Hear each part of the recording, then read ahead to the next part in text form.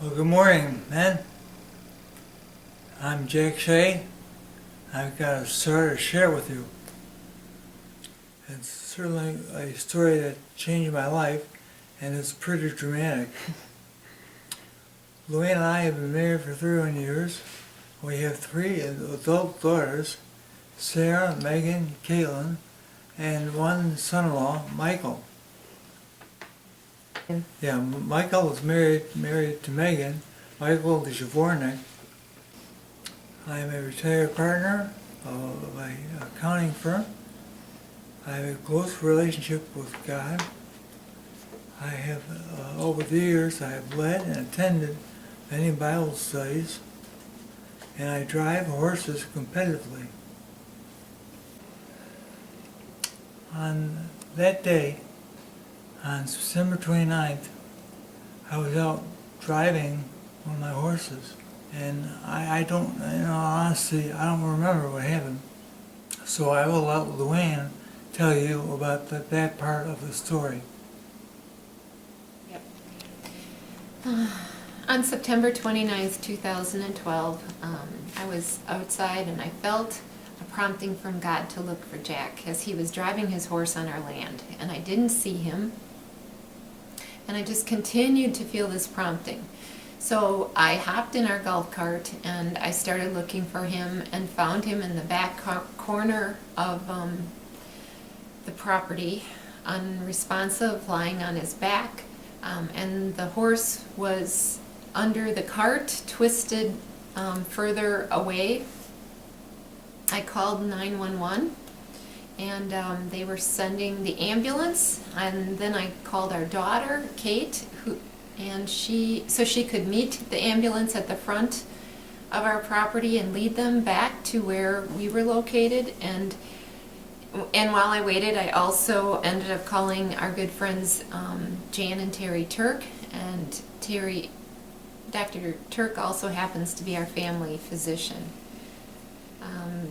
The ambulance, the EMS was able to stabilize Jack and brought him up front by our barn where there's a level area, and Flight for Life landed, and then he was taken to Froedtert Hospital in Milwaukee.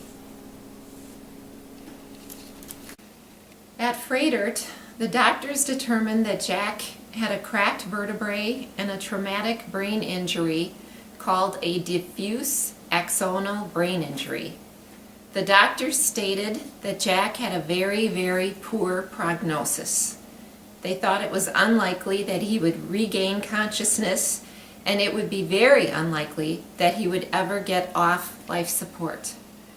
If we chose to keep Jack on life support, the best the doctors would hope for is that we could find a skilled nursing home that would accept him.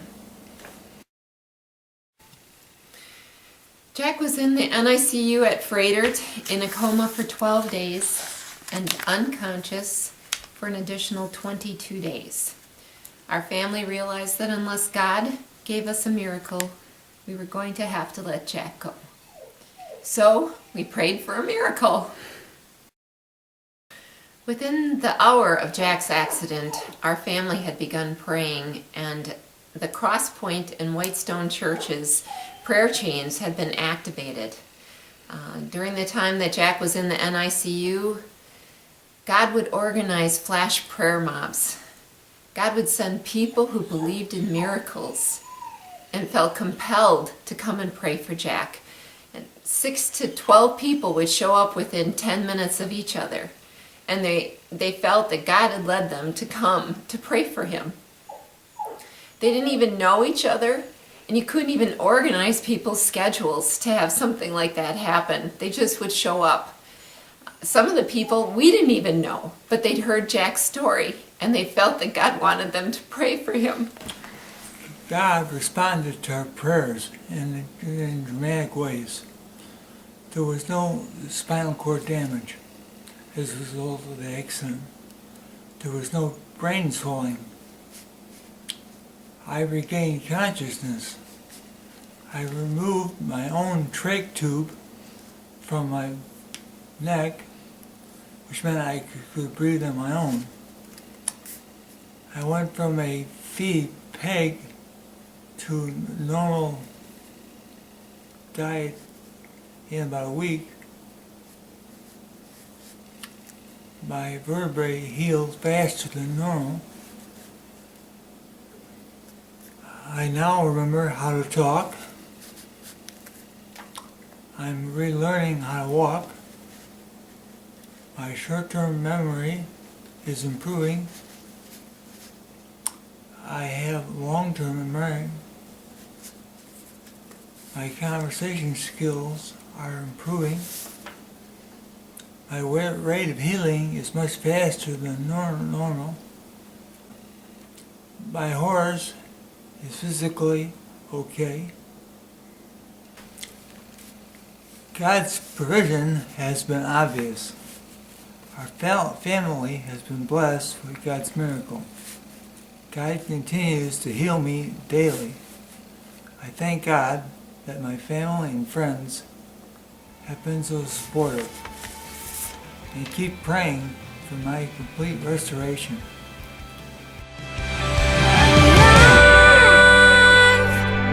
Alive, look what mercy's overcome. Death has lost.